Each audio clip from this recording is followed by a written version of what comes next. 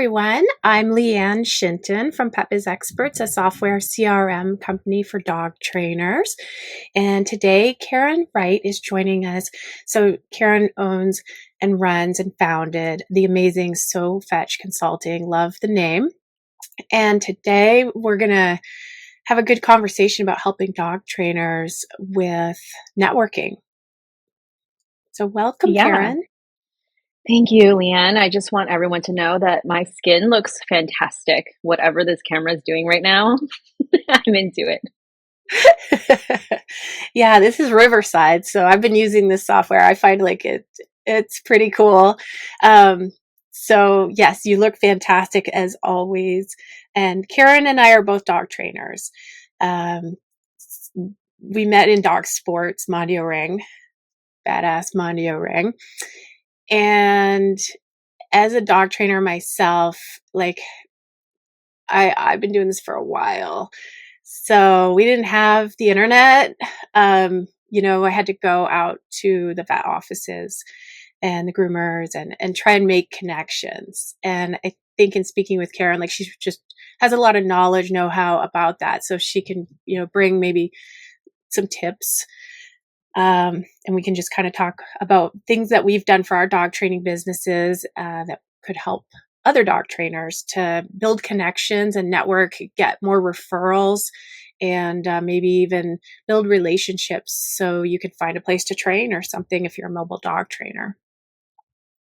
Yeah, I think this is actually a really great time to be talking about this topic. I don't know about you, but like I feel like, having been in dog training for about 20 years now, there was more like competition in feel than it was collaboration in feel. And I'm feeling, and maybe this is just me personally, but like I'm feeling like there is more talk about collaboration and more partnership and networking and, being more relationship based than transactional based. Which is just like it makes my heart happy. Like I love that this is, sort of the way that, new trainers are coming into it with this new thought and, changing the industry a bit about it. I wonder if for us, because you and I both, I think, feel the same about that. Uh, I think, the sport of Mondio Ring brought us together.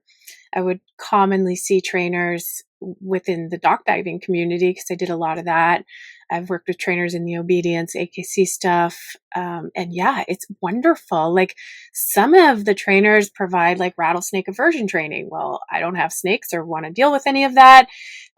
So, just having relationships like that, somebody to refer to, if maybe it's a really soft sissy dog, send it my way.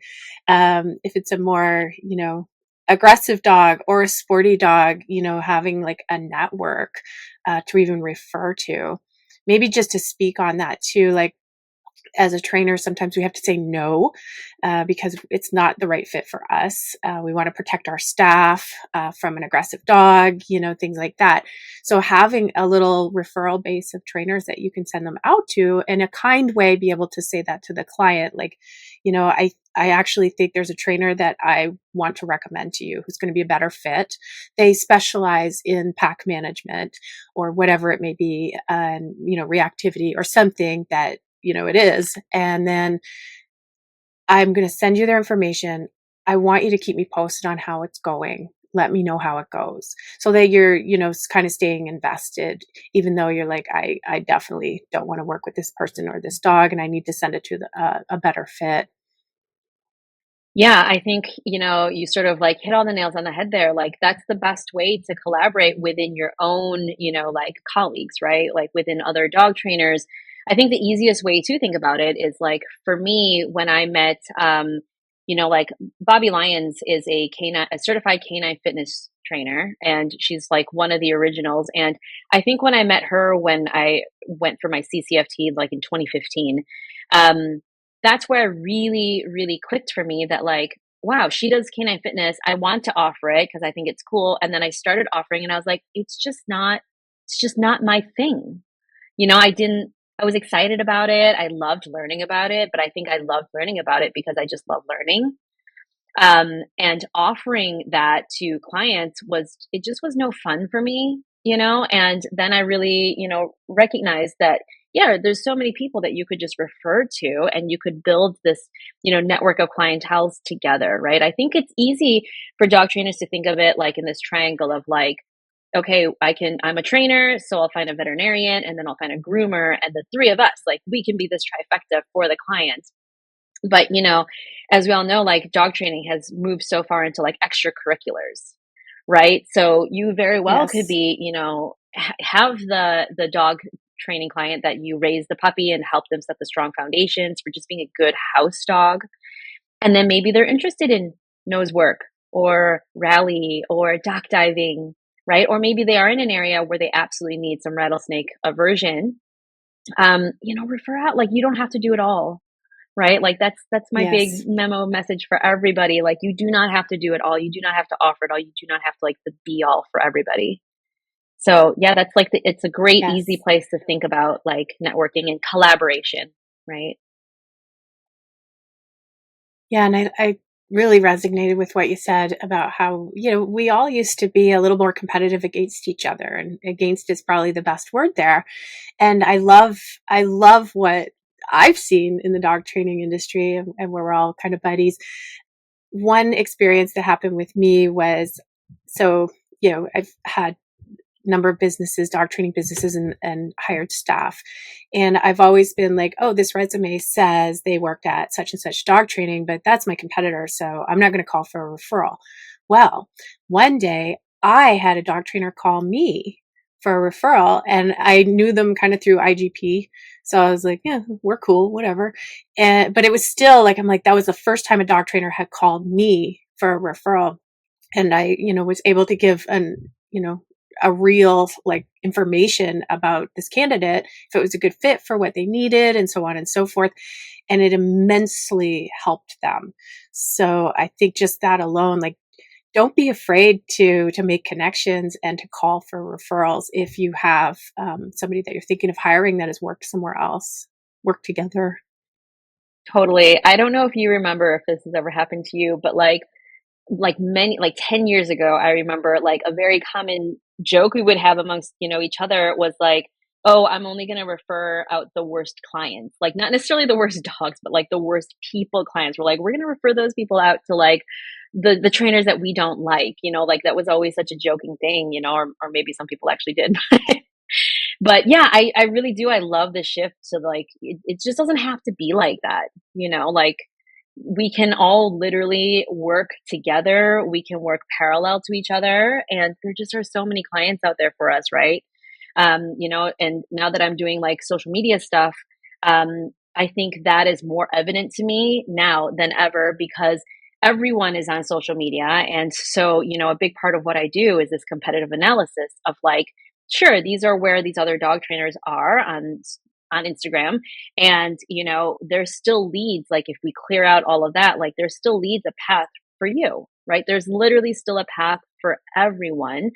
And, that's not to say that you need to stay within that path, but that I can find this information just from doing some analysis on the internet should really translate to real life too, right? Like you don't have to do every Yes. case. Maybe you just love doodles. Then do doodles.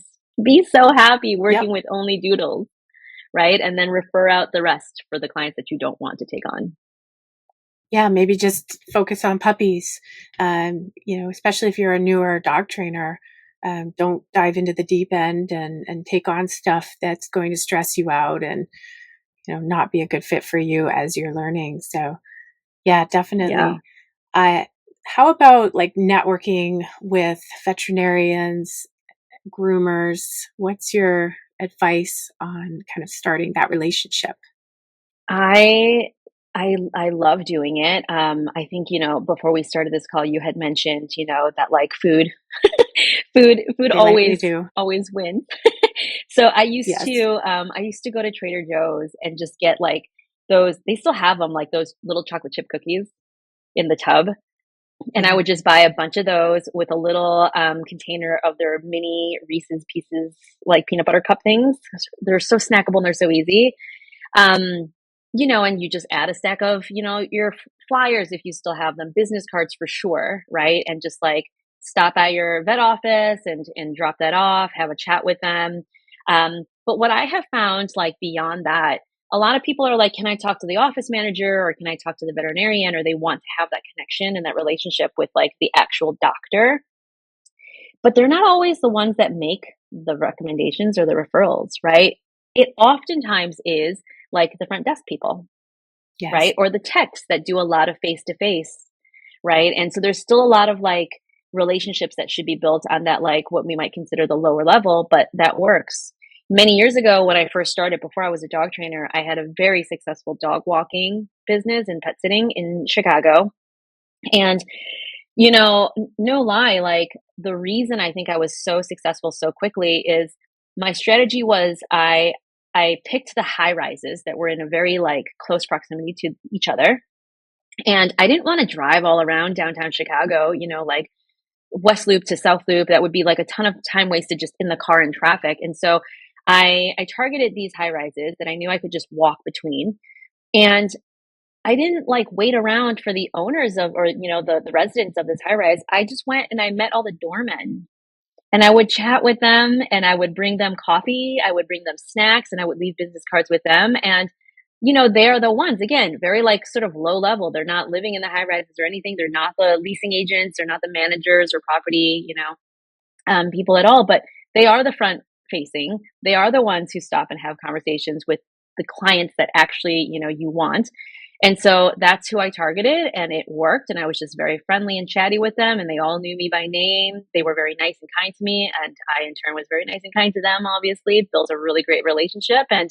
And boom, I was just like, I was so busy, but I only had to get my car one time, parked there.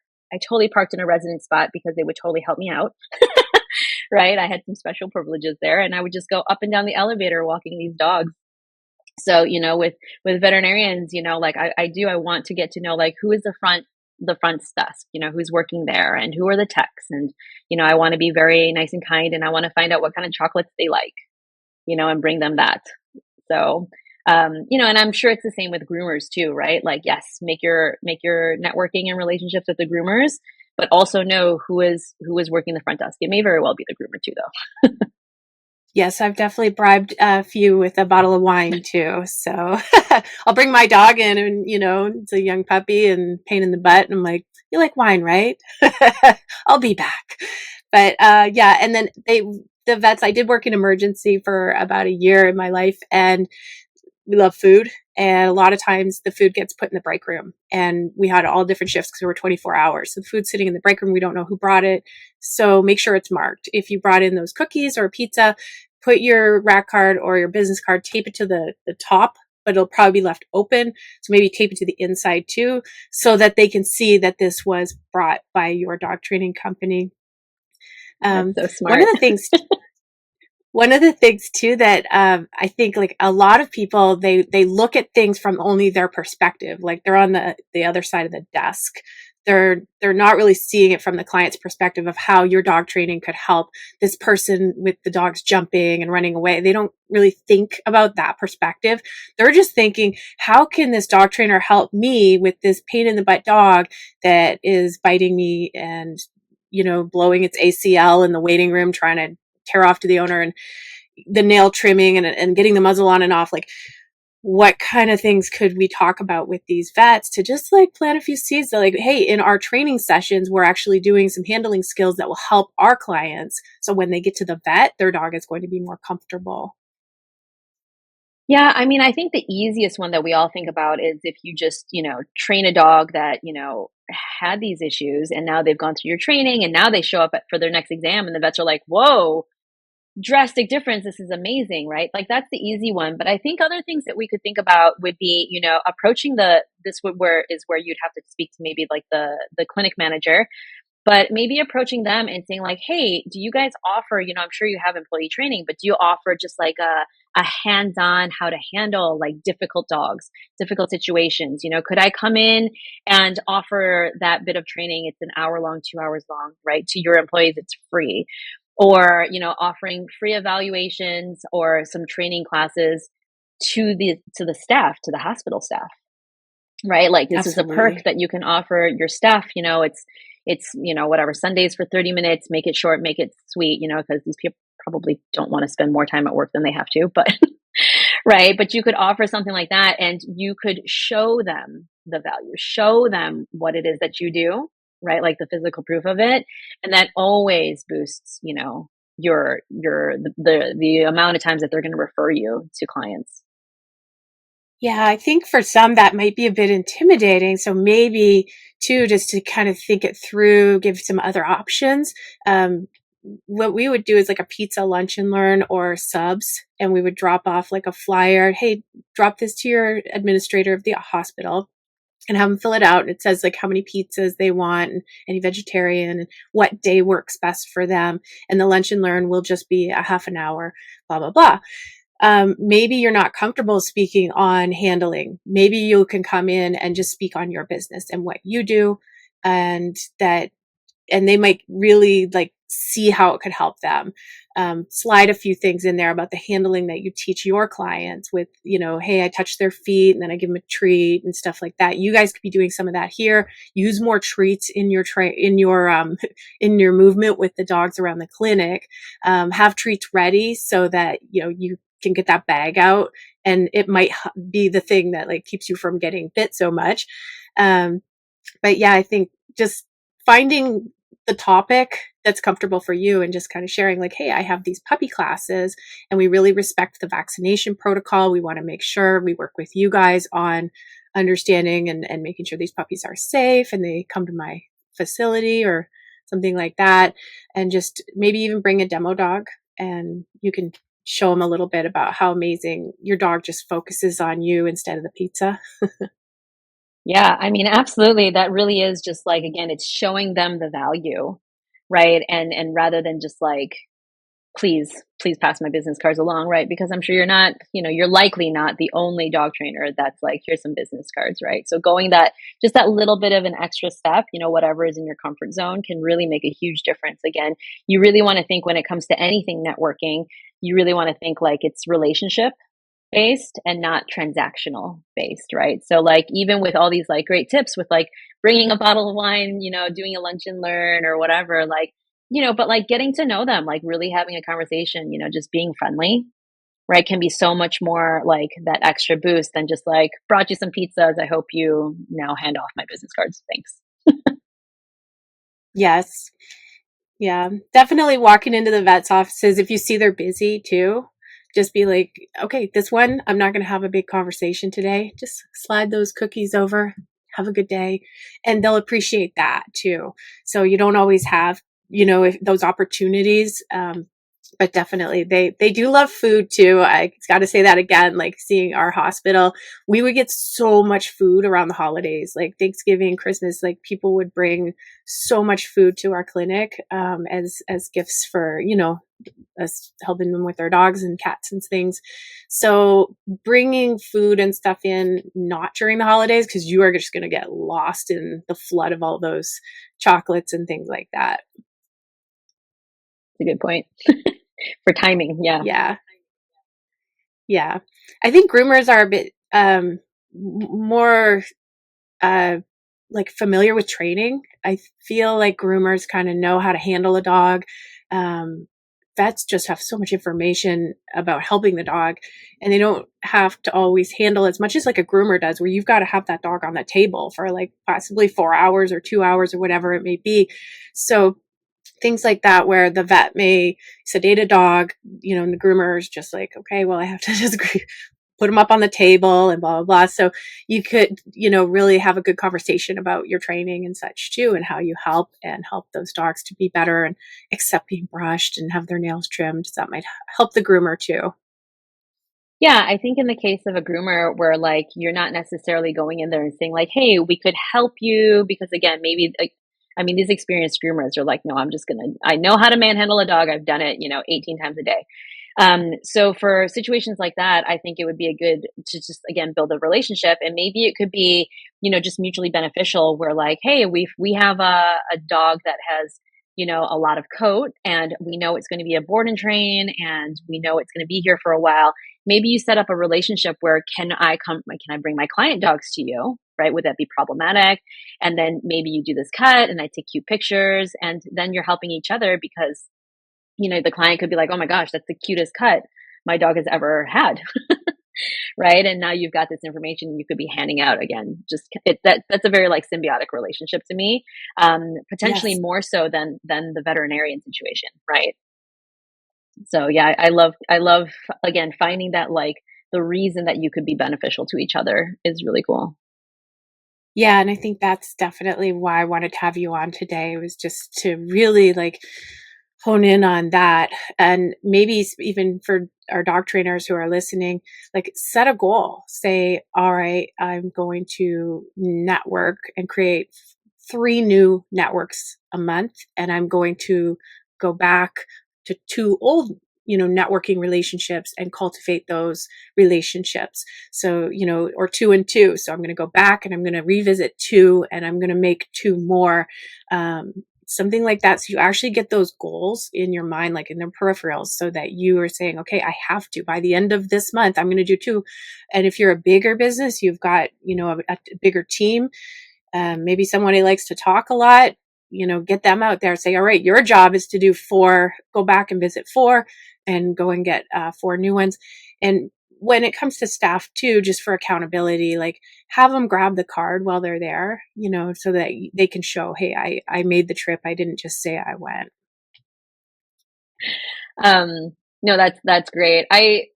Just recognizing that I'm sure there's sort of like dog trainers from all stages listening to your podcast, right? Trying to get some Yeah. business help and mentorship. For any of like the people out there that are listening that like have a hard time and just like I don't know, like approaching strangers is not really your thing, right? Whether it makes you nervous, you're just like not really comfortable, or you're not sure what to do or what's the best strategy. Um, I personally, I just went to probably one of the biggest networking groups I'd been to in a long time anyway, just last night. And it was hosted by the local Chamber of Commerce. And Mm, so most chamber of commerces do these things, right? They may not like blast yes. it publicly, but I would bet if you went to your local chamber of commerce, and if you don't see it on their website, you can contact someone and ask, right? There's usually like a local networking event. It's typically once a month. And the great thing about those is it's all local, other local businesses. And the main goal is supporting local, right? And so Yes. if you're the local person and, unless you're exclusively offering online training these days, like most dog trainers, again, need that local support. And so I would highly, highly recommend you pop into one or two of those, and you don't have to go in there with this goal of like, I am here to network, because Right. that can be intimidating, right? But they're just social events. And I can guarantee you that if you feel awkward there are at least 10 other people that are feeling just as awkward as you. And just go listen to the conversations. Usually they have like presenters or a speaker or something like that with a little Q&A. So you're going to be picking up information regardless. And maybe you do. Maybe there you'll hear like, "Oh, that's John who runs John's Coffee Bean Shop," right? And you're like, "I love that place. I personally go there. I spend so much money there. I didn't know that this is the owner," because you never see him, right? But that would be, again, it's like finding these little personal stories. And now you can approach John and be like, "John, I'm like so glad to meet you here. I've been a customer for a long time. Like it's just nice to put a face to the business." Right. And because it's a networking event, everyone is going to just do the casual things like, "Oh, great. What's your name? What do you do?"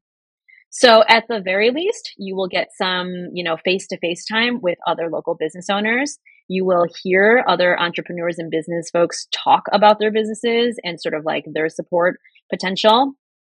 And you get just You practice, right? Just practice talking to people. One of the things at our chamber was they were really big. Like, I think the lady that put the whole thing together, she'd started like the Friends of Fallbrook, like your local Facebook group that just talks about community stuff. Like, so I think that really gave us a good connection with that local Facebook group. And maybe you can share a little bit about watching those groups and seeing if there's opportunities to promote yourself, and watching if you see your local clients are always in there like, yeah, I recommend this dog trainer, because definitely people will look for like, I need help with my dog. Tell me who's in this area that can help me. And if you're getting recommended, that's awesome. So keep an eye on that one.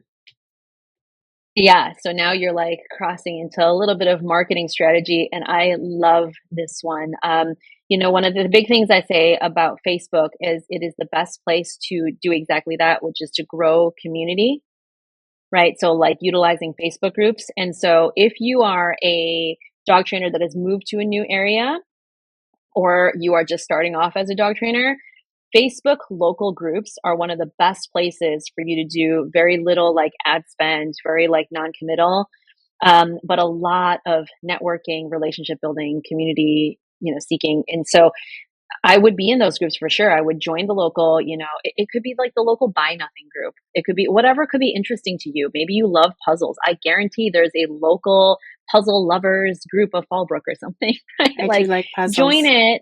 it. So join those groups and yeah, watch who's chattering. I mean, Facebook will even tell you now, like top, what do they call it? Like top audience or like, someone who types and frequently comments or something like that, like top Yeah, commenter, like, contributor. yes, yes. So like there's literally badges on these people, so you can pick them out pretty easily. Um, and so yes, it's looking for referrals. It's, like you don't have to do it in a very like, oh, here's my whole advertisement post. But if someone says like, does anybody like, how do I get my puppy to stop training or stop training to stop peeing on my rug, right? You could absolutely pop in there and be like, oh my gosh, let me give you a quick little write up, and then you could just be cute about it and be like, signed your local dog trainer, right? Love And it. and people are just going to pay attention. Right. And so, yeah, I love like doing that. And so going to the networking groups, doing your small local community groups on Facebook, that is all within the same vein to me. I love it. Yeah, and speaking of puppies, that made me think of our like puppy packs that we would do. So we just go on like I think it was like Vistaprint or somewhere we would just buy a bunch of stuff, put our logo on it, get a bag, put a little frisbee in it with our logo on it, put our rack cards in there, some treats with, a little Ziploc with the sticker on it, and a handout about like structure, routine, housebreaking, pop it in there and say, okay, I'm going to drop a dozen of these off at the vet hospital. If you guys want to give them out to your new puppy owners, they love them. You're like, okay, call me when you run out. They always call and they're like, I need more puppy packs. And I'm like, okay. So that I think would be something to work on. It's a little expensive because you got to buy all those things. But if you go and you build relationships with multiple vets, just get a box and put them all in and drop them off and say, do you want these? Like, they're pretty cool. Yeah. I mean, another great one, this is a long time ago, but I used to, when I would move, from Chicago to LA, if you have realtor friends, those are Ooh, also great people to network with. Anybody that newly buys a house in your area, your service area. A lot of realtors are great at this kind of stuff, right? Like when you close on a home, the day that you get your keys, you walk in there and your realtor has left you a bottle of champagne. And a lot of realtors will actually also leave like, here are your local pizza places. yes. Here are your local, like best restaurants or whatever, right? And you very much could slide your business card and information in there for if you're looking for a great local dog trainer. Here you go. Right. And so Absolutely. that's another great connection to have. And then if you start to think about those things, like, wow, I mean, there's sort of like endless, right? I'm sure you guys can all start to think about like, well, they might not be dog businesses, but what's dog adjacent, right? Here in Portland area, we have a lot of food carts, which then means we have a lot of like what we call food pods, which are just large areas where there's food carts all around. And then in the center, it's usually like a bunch of picnic tables and hangouts, and they're almost always outdoors, right? And so lots of people are bringing dogs there. And Yes. so you have a True. favorite burger place, the most popular burger place. Yeah, maybe ask them, hey, can I leave you a bowl of dog water? Or, can I set this up here? And it's got my sign with my like information on it or something, I love right? that. And some businesses are going to be less dog friendly than others, but most of them, they already know the dogs are coming anyway, Yeah. you know? And as a So, business owner, like I would want the dogs to be trained because we've all been to like restaurants and most of the dogs are pretty good because usually the crazies, they don't bring them out, but sometimes they do. And it makes it really like a kind of a liability, I think, for the restaurants. They should want to encourage that. absolutely. So that was one. Our very small town of Scappoose, we just got a large food pod area. And that was one of the first things I did was I hit them up and I said, hey, can we offer group classes here? We don't Mm, typically offer group classes. But it was like a perfect combo because they had just opened up. It was, again, it's a small town. And so it was very exciting. Everyone in town was coming to check it out. Then they brought in, there was a local woman that owns it's a pet store, but she has like a mobile version of it too. And so she's got this cute Airstream that she packs full of just dog treats and dog food that she has. And so when I saw that she was parked there, the next week we were ready to roll. We had group classes, right next to hers. And so it was so great. She was passing out our business cards. The food cart was happy for us to bring in more people, right? Because people would come to the dog training class and then afterwards they would hang out and have a beer. That's awesome. I think too, like So making sure you're giving back, like networking with those businesses, take their business cards, say, hey, can I get a bunch of business cards? I've got puppy packs. And when I get a new client, I'm going to give them a little bag of places that I recommend you bring your dog to for groomers, vets, and so on. yeah, absolutely. I'm sure you guys know, if especially the clients who have slightly difficult dogs, right? And they're just nervous. They're like, I Mm, don't know, this is so where to embarrassing start? for me to, right? And so yeah, it's saying like, you know what? I've got the exact groomer who can, she's a great friend of mine, or I take my client dogs to her. So again, it's all about that relationship. Think truly with networking, think more relationship than, transactional. Yeah, I had this one restaurant that like everybody wants to go to like the Baja Rock and Lobster down in the Oceanside Marina, like harbor, but it's just chaos in there and there can be dogs all over the place. So I had this one restaurant I would recommend and I told them where to sit. And I'm like, this is your first time out at a restaurant with your puppy, like, or your kind of difficult dog. I want you to go here, you're going to go and you're going to sit there, and just building a relationship with that restaurant so they knew that we were going to be sending people as part of their program, like, you go here and you eat dinner, that's your homework. That's so awesome. I love that. I mean, truly, like, what's better than that? Like, you love dogs, you had a good time, like, now eat and Yeah. drink. Yeah. I've even had lessons where I'm like, okay, let's sit down and get a drink and I'll be with you to help you in case anything comes up. But I knew we were set up for success because there wasn't going to be like anybody walking in behind or dogs or anything. We were really kind of protected. You could see everything and it was just a perfect spot to kind of have a little lesson and a sit down. So yeah, that worked well. And maybe it's a coffee shop or something. Yeah, that's so funny. Like, I love the idea. I'm like daydreaming now of like, how cool would it be if like at the coffee shop or whatever, they're like, this is the dog training table. Yes. Oh, that Only would be sit here cute. if you're trying to train your dog, Yep. right? Like, that would be so smart. It's like no hidden corners, no one's gonna peek out at you. You can see Exactly. everything from this table. Yep. Any coffee shop owners are listening. This is a great idea. Yes. A big one that I definitely have done many times is having my vehicle wrapped. And every time I'm at the grocery store or something, somebody's going to come up and they're going to talk. They're going to take a picture of the vehicle or whatnot. And I definitely find if I have my vehicle wrapped, my dog training business, someone will come up that day and talk to me. And you could have a client, right there.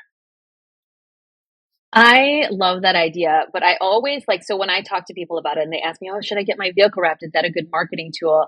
I honestly, I don't know, but I'm just going to throw it out there. There was one point in my dog training career where there was an insurance agent that told me that you might have to then get business insurance on your vehicle if it Mm, is strictly, if you wrap it, because then it turns it into like a business vehicle. So I just want to throw it out there. I do not know if that is true or if it continues to be true, but if you're going to do it, you should probably just double check, because the last thing you want is to have a wrapped vehicle, you get into a fender bender and your insurance is like, I didn't know this was a business vehicle or something like that, and then like deny your right. case, right? That would be terrible.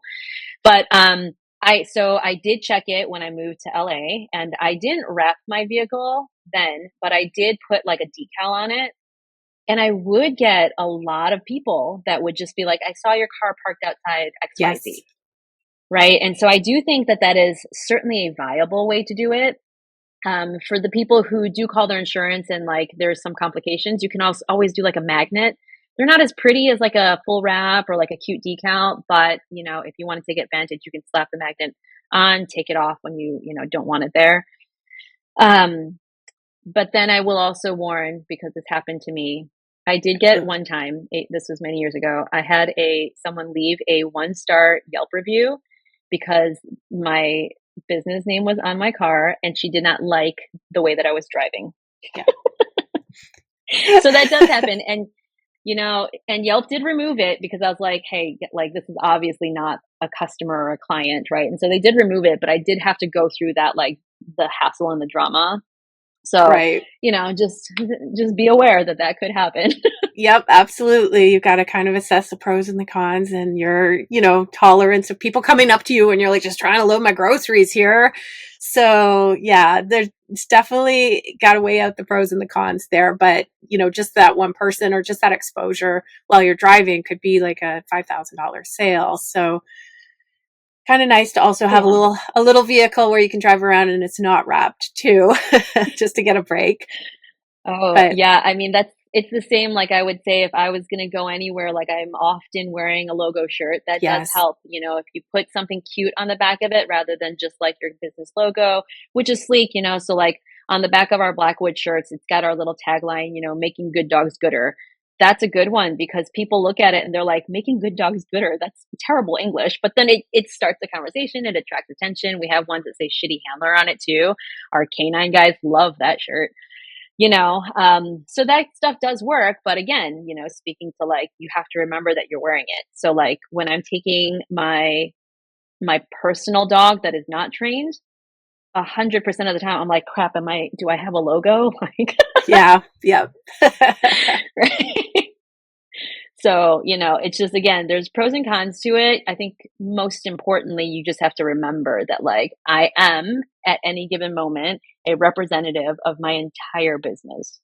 Yep. Right? And so, if you're wearing your logo shirt and you're having a bad day and I don't know, have a bad incident at Trader Joe's, like that might not be a good time to start a fight. Yeah, absolutely. And talk to your staff about that too, because they're out there, they're representations of your business.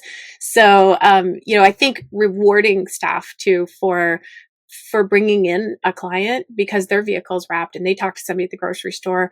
They went, to somewhere and networked and got you a lead that actually converted, like pay them for that, bringing that client in because it may not have come in otherwise.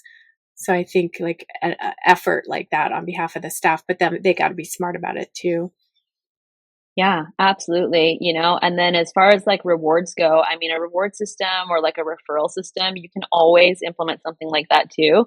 Although I think that then turns into a little bit more of a transactional relationship than, relationship, right? But you just have to kind of gauge it, right? Like if your local groomer is sending you a bunch of clients, like at some point it might be beneficial to throw them a gift card, like a thank you, like a heartfelt Yeah. thank you.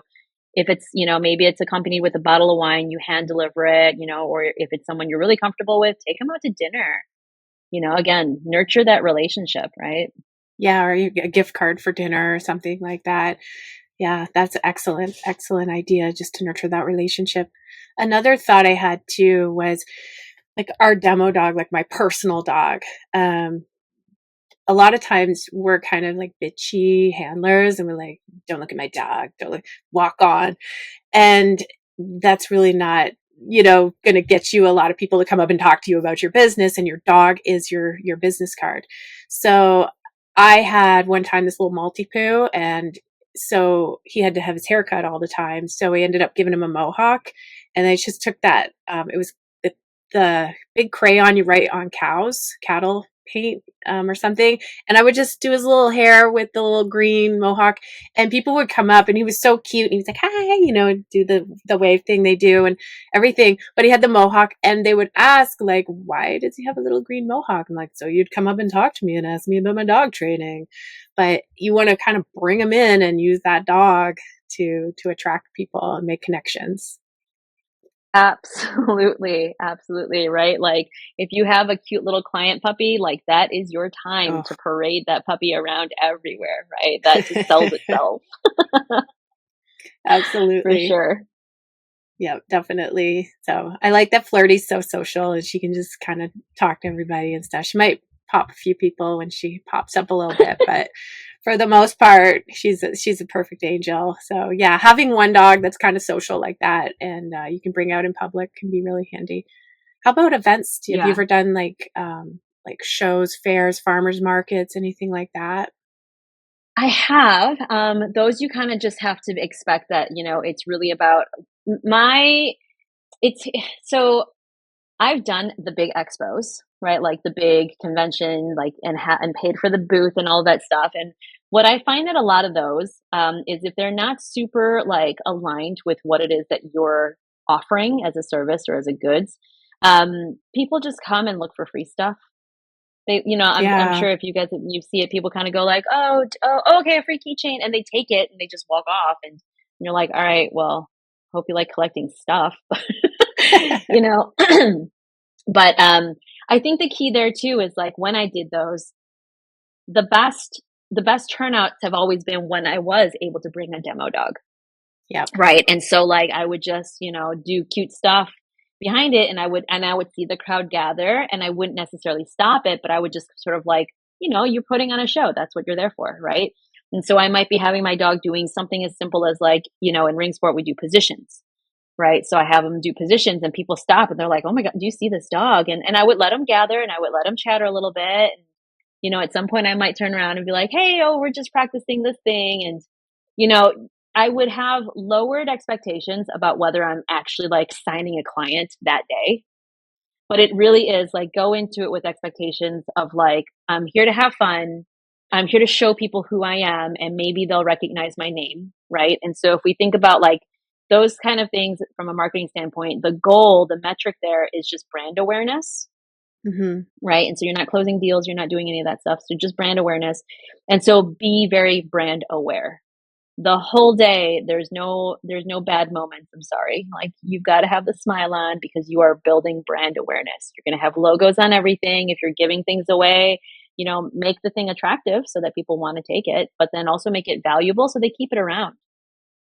Right. Otherwise you're Yes. spending money on who knows what, right? Little stickers or whatever that end up in the trash 4 doors down, Yep. right, from your booth. Yeah, I ended up at a little pet type show a few weeks ago. I was in South Carolina, just I'm like, is this a farmer's market? What's going on here? And it was all like pet booths, rescue and groomers and dog trainers and everything. And there was a lot. Um, and this one dog trainer, he had like this badass like Dutch Shepherd on his place cot, and he was just hidden behind this really kind of lame booth, and he was on his phone. And I'm like, dude, you're missing so many opportunities. Like you're gonna attract the guys. You're gonna attract like I like that. They're not gonna go to the doodle booth people. They're gonna come to you, but you're not engaging. And then we finished lunch. We came back out, walked around. He was gone. He'd packed up and he'd left. So like, yeah, you're always on. I'll tell you a little story. I met this very famous, I think he's a really famous guy. So I was going to the Kenny Rogers concert, and I'm like walking into the Kenny Rogers concert, and we're all shuffling in, and everybody's like kind of crowded. And I go to my seat. I love Kenny Rogers. Um, so I'm like shuffling. You know who Kenny Rogers is? The Yes. gambler. Okay. Okay. So we're like going along, and all of a sudden I heard this voice, and it was this like very recognizable to me, very recognizable voice. And it was like the trajectory. Like I knew the dude was tall. I knew who it was right away. I elbowed who I was with. I'm like, Tony Robbins is behind us. I didn't even have to look. And luckily he was very gregarious and like, my gosh, I was shaking hands and everything. But I saw Tony Robbins twice that night, before Kenny and after Kenny. Both times that dude was on. So I mean, who wouldn't be happy? You're at a Kenny Rogers concert, so of course we're all on. But I mean, he's always on, and I think that's just how he is. But you want to try and like, cultivate that when you're out, even if you're loading the groceries into the car, because somebody is possibly walking by, and even though they're not engaged with you, they're judging you. So be on, don't be, not interested. Yeah, I mean that's kind of why I'm like, yes, go to your local, start small and just practice like what do people respond well to, right? Like if Yeah. so like these small networking groups like go, right? Don't go with the intention of I'm going to get 8 people to refer me to 8 more people today, right? Like that might not be the case, but just practice. Just listen to how other people are like staying on, right? Like what kind of questions are they asking? What seems to be engaging? Who is the dude that everybody is avoiding? Like what is he doing? Let's not do that. So it's a great place to, again, people are there to network anyway, and so they're bringing the networking, right? And so Yeah. it's just a great place to kind of just watch and again practice because it's sort of like low stakes, right? These aren't clients that are like I'm about to give you 10,000 or I'm walking away, right? That's a scary time to practice. Yeah, something you said there too, like you're almost like A/B testing what works and what doesn't, and you're seeing what they're using to pull you in. So if I'm working a trade show and I'm standing there and I got my demo dog and everything, and somebody's kind of walking by and they show a little bit of interest, I would say something like, "You look like a dog lover." And we want to get them to tell us about their dog. We want to get them to have a conversation with us and try and draw them into the booth rather than like, oh, I can't hear her. I can't hear her. So but trying to figure out that I've been using that line for like 20 years. So every time I'm at a show or anything, I'm like, you look like a dog lover. And yeah, it works. But maybe there's other lines that you can come up with and kind of A/B test in those networking groups. Yeah, and so I'm just gonna share this really quick story because like this is the kind of like weird psycho I am, I think. I actually, when I had my shop in LA, we would get all the time, we would get the guys that just walk in trying to sell me internet, credit card processors, Mm, something, yeah, right? If I had, like, if I physically had like the time, I would let them give me their spiel. yeah, I would listen to it, right? And I know in my mind, I'm like, I'm wasting this guy's time. Probably getting his hopes up, right? And I don't really want to listen to it, but I would pay attention and I would let him do the spiel because I wanted to pick up. I was like, well, how does this make me feel? Like I was attuned to like he would say something, so maybe it was you, like, oh, you look like a dog lover. I'm like, dang, it worked. yeah. Test it Right? out. Like, but why did that work, right? Like, could I switch it up some way? Like, if it was a different person, how might I use it differently, right? And so, like, again, I'm looking at those opportunities as just like, yeah, you practice on me. I'm very much not interested, but I want to hear what you say because I want to see if there are bits that you throw at me that work a little bit, right? I mean, if this guy leaves and you're Yeah. like, dang, I really need a new credit card processor. Well, he won. So what did he do? You could even test it out if you've got your vehicle wrapped and somebody's kind of walking by and they're like, oh, cute. You look like a dog lover. Normally, we're like, get in the car quick. Don't let them talk to me because you know how it is. But maybe this is the time to try, get out there. That could be a $5,000 sale right there. Yeah, yeah, yeah, yeah. And and we say this to say obviously like it doesn't mean you have to be like a salesperson all the Mm, time, but again, think relationships and not transactions. I cannot stress it enough, right? Like just be human, be genuine, right? This is what all marketing is. It shows, it comes through, right? So if you're not a super friendly person, that's okay too. But if you're wearing your logo, you gotta at least not be mean, yeah, don't be mean. So just a quick like, hey, are you a dog trainer? Yep. Just answer the questions. You don't have to be rude. You don't have to be like, I'm off. Are there any other tips or tricks that you can think of that you've used in your business that we might not have touched on today? Oh, all the networking, I'm going to touch into it a little bit with like, again, the social media. I think the social media space has sort of given us a different way to collaborate and Hmm. network, right? And so for all the young trainers and the trainers that are like really into your social media right now, you can think of networking. It's the same as doing collaboration, right? It's the same. So if you're doing collaboration posts on Instagram or on Facebook, think of it like that, right? You're looking for people who are aligned with you. You're looking for a way to sort of like tap it and boost both platforms. Um, and so, like you can really start strategizing. You could do a collaboration post for like you take all your dog training, and you are going to your coffee shop, and you and your whole team, you've got 5 dogs out there, and it's a beautiful day, and all the dogs are doing well. When you put that post out, right, rather than just saying like we're at XYZ coffee shop, you could tag them and invite them to be collaborators. That is also networking in a digital space, Great idea. right? And so tag them as collaborators. They may or may not accept the invitation, but that's okay, right? Again, not everyone that you meet on the street is going to be giving your business cards out to other people too. But you're going to showcase. And so think about that though. When you're recording that video or that reel of like the dogs doing really well and you want to tag the coffee shop as a possible collaborator, Mm, you've got to showcase their coffee shop too, right? So it can't be completely dog centric. It might be like here's me ordering coffee, right? Like maybe it's the dogs, but then you like pull out and you pan into how beautiful their patio area is or something, right? And so it has to be worth them also accepting the collaboration so that they want to post it on their page, because that's what happens with a collaboration. It's not just a share and they share it. It literally is posted on their page as well, Is this right? So Instagram or is this this is Facebook? Instagram. Instagram. So On Facebook, you can tag and they can share.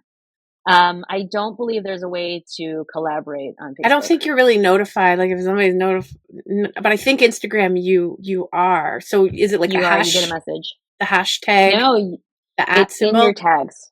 No, Okay. it's in your tags. So when you make a video or you make a picture, you go to your tags.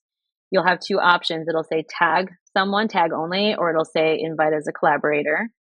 You can go to invite collaborator, you pull it up just like you're tagging someone, but that option means if they accept the collaboration, that's when you see posts that'll say posted by SoFetch Consulting and Pet Biz Experts. That is a collaboration. Those posts, it's the same post. Anybody that comments on one will show up as a comment on the other. Anyone that likes one will show up as a like on the other. That post gets shared on both pages. So that is, again, it's a great way to invite networking, invite collaboration. Not everyone is going to want to collaborate with you. There are some businesses that absolutely do not do collaborations because they want to control every bit of, what's on their feed, which is fine. If you do not do it if they don't accept a collaboration, they'll still be tagged. So And I your post under your post, it'll show. so like you also want to find a business that actually is on Instagram and going to take Yes. action on this.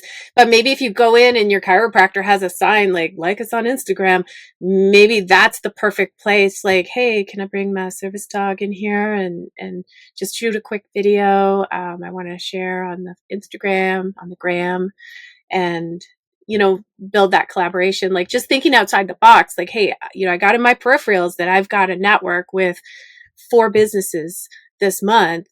I'm gonna make it my chiropractor this month. Yeah, absolutely. It doesn't always have to be a dog business. Think outside the box a little bit. Everybody has dogs, right? Your lawyer's got a dog, your dentist has a dog, Mm-hmm. your checkout person at Trader Joe's has a dog, right? And so She does. you never know. Yeah. That is a cool tip. That is a really cool tip. Do you have any other that you can think of offhand? I'm tapped out. Now you're gonna have to call me so I can look at your thing. I'm tapped out. That's the easiest one, right? As far as like digital space networking. Obviously, there's like LinkedIn. That's a different level of like networking. I don't find LinkedIn's really, I think that's more like business to business type. I find like the Facebook and Instagram would be a better place It to so spend your again, efforts. it depends. It depends if so now we're going to get into this whole thing. So LinkedIn is actually a phenomenal space if you know how to use LinkedIn, if you know what LinkedIn is for, which absolutely is B2B. It's business to business. But there's a lot of use in that too. That would be like a lot of people are like, I'm a dog trainer. I'm not showing up to these networking groups, but there's value in it, right? Yeah, There's that's true. value in it. You just have to utilize it, right? And so LinkedIn does have value. Is it for every dog trainer to jump in there and spend a lot of time? No, I absolutely wouldn't say that. Yeah. Um, but if you're at the space where like, okay, your Instagram is looking good, you've done your funnel, you've been automated, you're looking for like more, you're looking for next steps, absolutely LinkedIn should be on your radar. Awesome. Awesome. Interesting. Yeah, I think Instagram and Facebook are definitely my go-to. Um, any big takeaways that we want to kind of talk about that we've already talked about just to make sure that everybody's getting good info? I don't know. Did everybody hear me say relationships over transactional? I like that. I I think for me thinking of like setting goals of okay, I'm going to network with 2 new people. I am going to back and cultivate old relationships with 2 of my already people in my network. So setting a number that is actionable that you have in your peripheral each month so that by the end of, next quarter, you've now got 10 more people within your network and you're going to continue to grow it. And if you have staff, thinking about maybe rewarding them if they're bringing in leads, and you'll see which ones are just different people, like you said earlier. Like some people are more talkative and social and some are more introverts. Some of your staff may be superstars at bringing in a new client a week. Yeah, and I think, the key phrase you said there was they have to be actionable goals. right? Yeah. So that's really, really important for any goal, but for this one in particular, so setting actionable goals. I think it's when you say that you want to nurture some of your old ones, I'm like, well, of course, Leanne, because you have the CRM, and so like you understand and you see the value of like nurturing, right? That really, really is very important, right? Like I said earlier, if you've got a groomer that has been referring you tons of clients this month, that like think about it, right? That groomer is stressed out because she just had 10 really bad dogs come in this Yeah. month, and she sent them all to you, right? And go check in on her. Yeah, yeah, definitely measure that. How many did she send you? And then, yeah, give her a gift card for Trader Joe's so she can buy some wine. um, Sure. yeah, I think the only other one thing that kind of came to mind is for maybe more mobile dog trainers that don't have a facility and they're looking for somewhere to train in the summer, somewhere to train in the winter, whatnot. Because right now we're coming into spring, people are starting to walk their dogs, things are getting busier, like they're walking their dogs and it's reactive, and they're like, "What's this about?"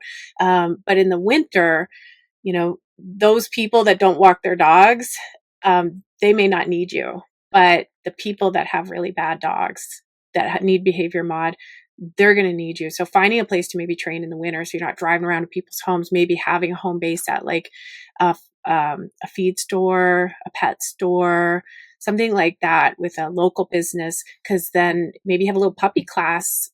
They open late on Saturdays, they open at 10 and you have your class at like 9. You're bringing all those people in, and all of those people are going to shop, and take pictures and things like that. So building a relationship with a couple local businesses could give you a lot of options instead of having to drive to the homes and be outside all the time.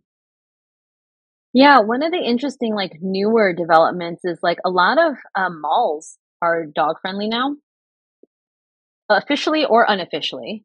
Okay. But if you guys have, I don't know, the malls over here, I always see dogs in them, right? And so, um, and they're not all marked service dogs, that's for sure. So if you guys have like a mall that has like a little doggy boutique inside of it, that might be worth, speak to the doggy boutique place first, right? And say like, hey, maybe this could be helpful. I'd love to do a group class. The store itself is probably too small, but the space just in the mall, what is it, like the walking corridors, right? Like in the hallways, like in front of that store might be useful. Then you'd have to have a conversation with mall security or, management, I'm sure. But that might be worth, looking into. I think it's always helpful when you go to like mall management to have like one of their tenants, right? One of the shops, maybe just back you. Right. So maybe if it's not a pet shop, maybe it's a coffee shop in there that's, like notoriously a little dog friendly or something. Right. Yeah, So I think too, like having a relationship or having a connection with somebody who might be in a field and you don't even know it. You've been training this person and their dog. You're on lesson number 5. You're like, "What do you even do for a living?" They're like, "I'm a realtor." Oh, okay. Let's do what Karin just said and make that, into a thing that actually helps your business, and get cards from her. Be like, "Hey, can you give me some cards? And I'm going to refer you." So it's back and forth like that. Maybe I'll buy a house from you one day. And I just helped you with your dog. So, just really kind of making something that's going to turn into a few clients and get you those referrals. So just ask your clients, absolutely. don't be shy. Just like, okay, well, what do you do for a living? Maybe try and work it into an analogy with your dog training. Oh, you teach dance, you have a dance school, you teach dance. Yeah, you got to get a lot of repetitions in, and just work it into your training analogies with your dog. Be like, oh, by the way, um, you know, do you have a dog trainer that you recommend at your dance studio? Yeah, and I would be curious too if you're looking for a space. Is that dance studio full all the time? Ooh. Is it full in the evenings? Is that a space? I think a lot of times people are a little bit they're not so sure about renting to you or letting you sublet some of that time if you have dogs. But if you are very, very meticulous about making sure like if it's especially if it's something like a dance studio where they don't want pee in there, right? Like maybe if you're hosting a puppy class in there, maybe you literally have everybody stand outside and meet you outside first, and you're like, everyone's taking a puppy break first. Everybody's peed, everybody's pooped. Great, Mm-hmm. we're going inside. And you literally set an alarm on your phone for 15 minutes. Okay, it's been 15 minutes. Whether you have to pee or not, we're all going outside for a break. right? And Yeah. you're going to tell your clients it's good potty training habits anyway. So you're setting them up for it. It's like toddler training. I don't care if you have to pee. We're going to try. Yeah. Right? So I think there's a lot of spaces where as if you prove yourself to be very responsible, and you take care of the space and you clean up after yourselves and all that stuff, like I think there's a lot of options actually, right? So Yeah, back to what you said about in the very first part of our conversation of, making connections with other trainers. Maybe there's a dog training facility and it's closed on Sundays and you could rent that space and you guys can kind of collaborate and work together. I definitely have dog trainer friends who do that, who have a facility and open it up to the other trainers. And it may not be a direct competitor that's right around the corner that teaches the exact same like obedience and behavior mod. Maybe it's the agility trainer or the rally trainer and they come in on, the evenings and they have a rally class. Well, now all of my clients that need rally want to do that fun thing. They can get involved and it kind of works back and forth that way. absolutely. It's so easy. I promise, it doesn't hurt to ask, Yeah. right? And if they're like, yeah, I offer obedience, you offer obedience, I don't like that, then you can get, okay, well, I can refer your business cards out. If it's an obedience client, I'm only interested in coming in here to do this one niche thing, like rally, which is my hobby, which is my passion, right? And you just have to be very honest about like, hey, when people come to this facility, it is very much this other trainer's facility, so I'm going to stay respectful. And again, I Yes. think if you just prove yourself to be respectful and you clean up after yourselves, you do all the right things, like there's really no reason that we can't all collaborate in this way. Yes. Yeah, definitely. Definitely. Lots of opportunity there. Um, okay. I don't really have any other thoughts or tips or tricks. Did you have any others to add that come to mind? Oh, no, so much. I love networking and it just sort of like bleeds into everything. So just get out there, practice talking if that's uncomfortable for you, but just be friendly, just talk to people. Yeah, and set some goals. Talk to at least 2 people a month. Yeah. That's my goal. All I right. like that. Talk to two strangers. Yep. You never know. And ask your clients what they do Yeah. for a living and see if you can just maybe build some business to business relationships that way too. Get to a chamber and get some networking going. All right. Yeah, I Well, love that. thanks everybody for listening.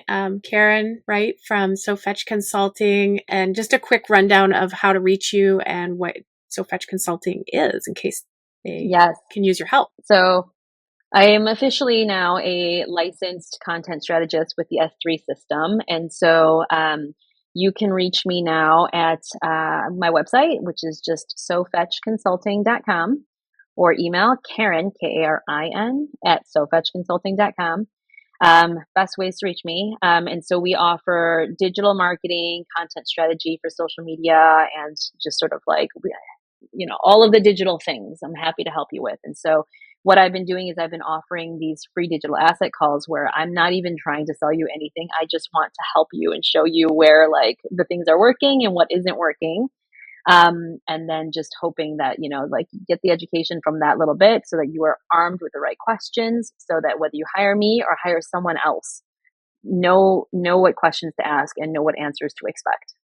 Excellent. And you are helping us with our new website. We're rebranding because we've had a couple of people kind of use our name. So it's just easier to rebrand. And Karen's, really taught me a lot about like my ideal clients for a dog training business, things like that, and how to create your brand so that it speaks to those ideal people, whether it's men or women or different age groups. She'll help you identify that and then create a brand that really speaks to everybody, but specifically like your ideal client, which makes life easier.